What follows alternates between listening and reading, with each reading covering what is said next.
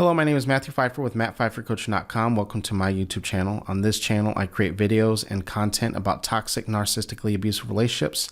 And if you have a question that you would like for me to answer, make sure you send it to justaskmatt at mattpfeiffercoaching.com. Again, that is justaskmatt at mattpfeiffercoaching.com. Just make sure you keep that email 2 to 3 paragraphs max, and you're also very direct and to the point of what your question actually is. If it's too long, if it's too lengthy, or if I don't understand what you're asking, unfortunately, I will not be able to get to it. Also, give me several days to get back to it. I do get a lot of emails and I do create content on a lot of other channels. And make sure you hit the subscribe notification, and you also hit the bell notification so you're notified each and every time I upload new videos. I upload new videos on this channel 5 days a week, Monday through Friday. So with all that being said, let's get into today's email. So this email comes from a person who desperately wants their person to change, and they are asking about how to change their person's, the narcissist in this situation, and how to change the narcissist mindset. So let's get into this. So, hi Matt, question: how do I work with a narcissist on bettering his mindset when he complains of not being successful, even though the only thing stopping him is himself? So before we even get into the meat of this email, one of the things that we have to understand, and you're going to start hearing some elements of this when we start getting into this email, is that narcissists play victim often. If they can't, and it's very common for there to be, and there actually is a, so not only do coverts do this, but there are victim narcissists where that's their main source of supply, to play victim and to have you doing all of the work. And you're going to start to notice a theme like this here as we continue to read. So this email continues. I am currently in a relationship with a narcissist and feel numerous emotions towards it. And sometimes he makes me feel like a queen, and other times I catch myself apologizing for his immature actions like cheating. It gets extremely tiring. So I want you to put kind of a bookmark there. So his immature actions and he's cheating. For some background, I'm a 20-year-old law student. He's 23, a fire technician. Sometimes I think there's a miscommunication due to the fact that he's never been to college and does not understand the sacrifices I make for him, and not necessarily tangible, staying up with him, even if I have lots of work to do, canceling meetings to go on dates, paying even though I am a full-time student.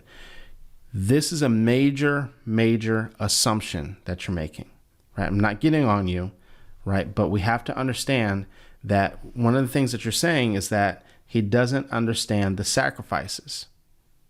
He probably does. We're assuming, right, because what's happening is that you're giving too much into the relationship due to your lack of boundaries. However, going back to your original question on how do I work with him on his mindset, on bettering his mindset, this is the reason why a narcissist would play victim and would self-sabotage themselves, because guess what? They can, number one, they can pull you down with them. Number two, they know that you're going to bail them out of everything, right? They understand that you're going to be the one that ends up paying, because when we have someone that struggles with codependency, do you feel the need to rescue everybody, right? So quite often we talk about the narcissist that is dominating everything. We don't talk about the vulnerable or the victim or the covert type of narcissist who might be the type that it comes across that they can't do for themselves, right? But that's not the case. And we assume that as a codependent, we think that if we give them more, that at some point in time, there's going to be some reciprocity. But you notice what's happening.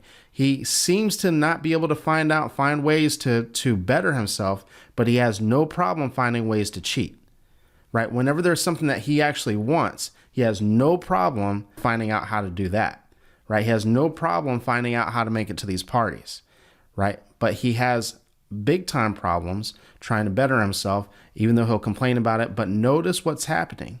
You're being dragged down here too. And I'm going to get to that here in a second. Let's continue with this email.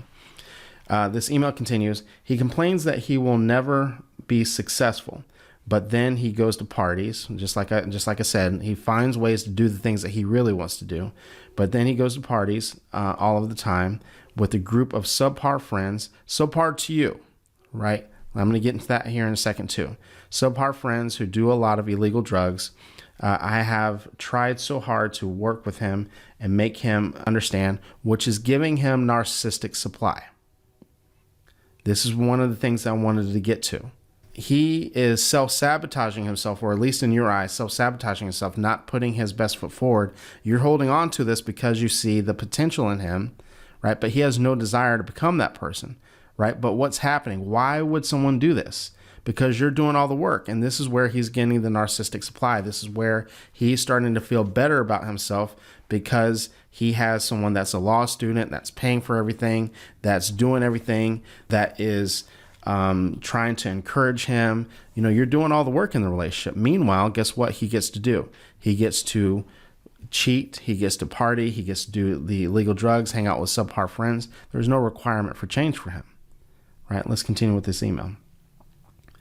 He seems to rely on my success, exactly, narcissistic supply, and I feel stuck between helping someone I love and keeping myself from going insane.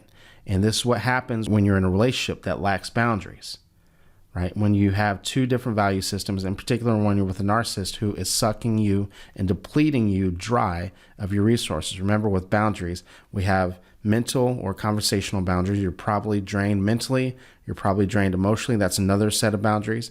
You're probably drained financially. That's another boundary area.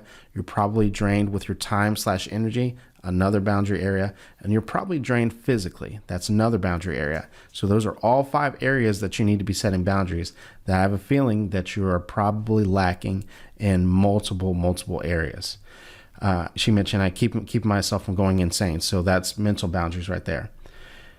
How can I approach the idea that he needs to do a lot of self-improvement without coming off as controlling? You let him do it, right? You let go of control. You stop helping.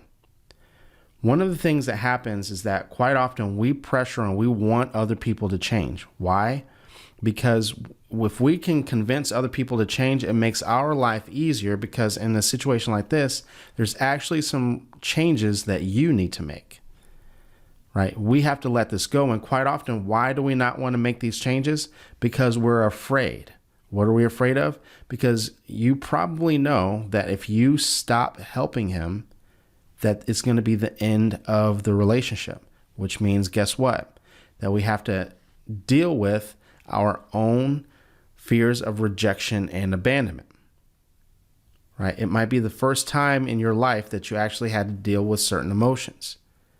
So the way that we do this, the way that you approach this without coming off as controlling, is you stop controlling. How are you controlling? You're controlling this, right? You're not doing this maliciously. I'm not calling you a controlling person, right? However, you're controlling this by doing everything for him.